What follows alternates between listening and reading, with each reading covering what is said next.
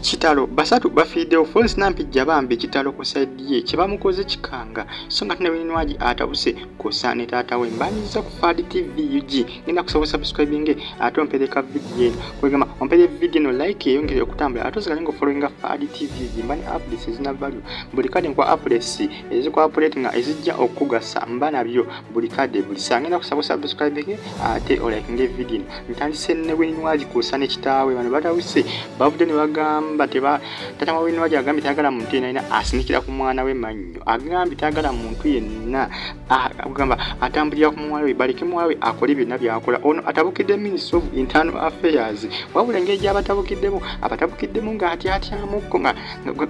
tayogera direct ng'ayogera indirect nga yeebikirira ku bigambo by'ayogedde ono abadde ku TV emu nga bamukolako interview kwosa ne muwala we ono asinzidde okunalangira buli omu eyayogeredde muwala we nga bamugobye ku Ministry of Internal Affairs ono atabukidde Frolence Nampijja era Nampijja bamutabukidde byansusso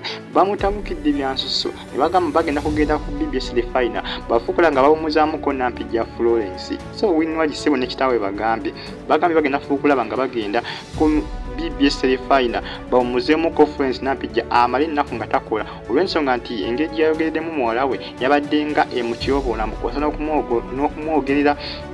kwasida okumulangira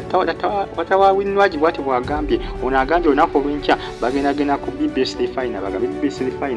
BBS the final kujukira Frolence Nampijja akola ku BBS the final bamuwumuzeemuko olw'ensonga nti yayogeredde muwala we amafuukule nti bebamu ku bayogeredde muwala we amafuukule tatawa Bibiino agambye agenda kubanga atambula buli wamu afuukula bangawo bonna abayogeredde muwala we amafuukule bakwatibwa oyo nena gwasobola okukwata ajja fuukula nga bamukwata ono agambye mwesonyiwe muwala wange abagambi bannayuganda bonna okwesonyiwa muwala we bamuleke oba atambula bukunya bamuleke oba atambula bukunya oba ayambadde atya bamuleke bamwesonyiwe omwana we bamuyita taata wa Bibiino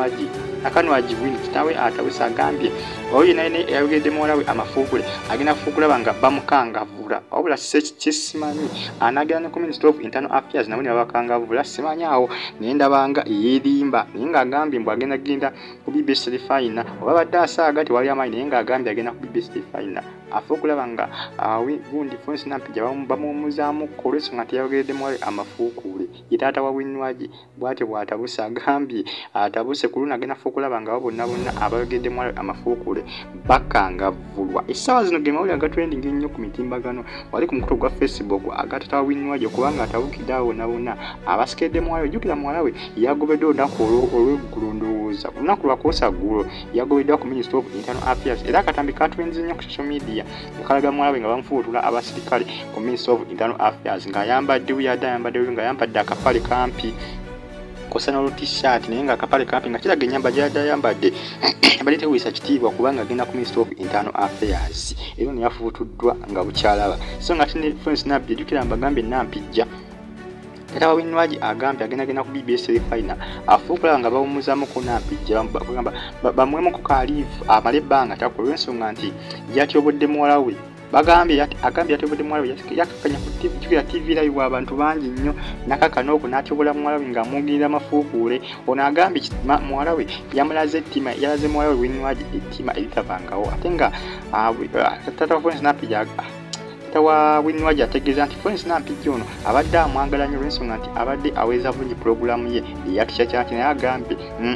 yeetaaga kugamba amuzibwemuko sinakindi agowe olw'ensonga nti yalaze ettima ebbi kugamba yayogeredde muwala we amafuukule nga ne wabeerawo kampuni endala eyinza okwagala okujja agikolera akalango teezamu akalango olw'ensonga nti Nampijja mbu yamwonoonye kugamba tata wa Bibiino simanyi kikyaliko simanyi kikyaliko oba atabiddemuko oba aliko kakikyamu ki ku kichwa simanyi oba aliko ekikyamu ku mutwe simanyi nakumanya naye ng'ono agambye agenda ku BBS the final olunaku olw'enkya ne muwala we Bibiino bafuukulaba nga BBS the final ebamuzaamuko Nampijja Frolence bwe banaagaana ye agambye agenda kukwata abapoliisi be bamusibe Nampijja Frolence so tata wa Bibiino bw'agambye ate Nampijja seba kibi kyonna kya video lunaku lwaggulu ku pulogulaamu yatukya kyanke jjukira akatambi katandise okutrendinga lunaku lwaggulu akalaga Nampijja Frolence ng'ayogerako ebyabaddewo ku Bibiino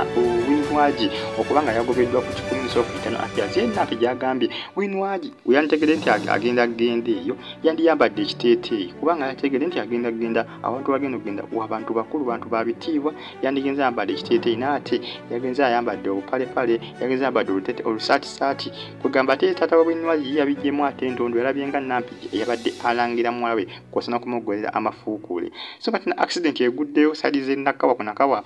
road oluguudo oluva ejjinja okudda e Kampala bitundu by'e Nakawa akabenje kagudde emmotoka kika kya pulimo eno etomereganye n'ekimotoka ekibadde kitambuza omusenyu era nga emmotoka eno baddemu abantu basatu bafiiridde emmotoka ya pulimo yonna eweddewo nga wegirengirawo era nga wabaddewo ko n'omuyizi w'essomero afiiridde mu kabenje kano mu mmotoka mubaddemu abantu babiri kusina mu kugamba mubaddemu driver ne muganda we omulala mubaddemu abasajja babiri bano bafiiriddewo so nga ate ne babbali wabaddewo ko omuyizi w'essomero naye emmotoka ewabe naye n'emukkuna nenaafiira kugamba abantu basatu bafiiddemu accident eno bagamba nti kireetedde okuba nga etuukawo muvuzi wa pulimo ono abadde avuga sipiidi ate nga emmotoka ziri mu jjaamu kati emmotoka bwe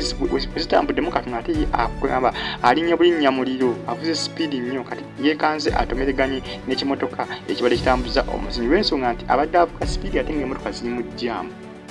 kugamba yaleetedde akabenje kano kubanga kabeerawo poliisi bwekyo bwegambye etunudde ku kamera zaayo enkese nga zigiraga nti owa pulimo yaviiddeko akabenje. Subscribing for Addy TV UG mwera.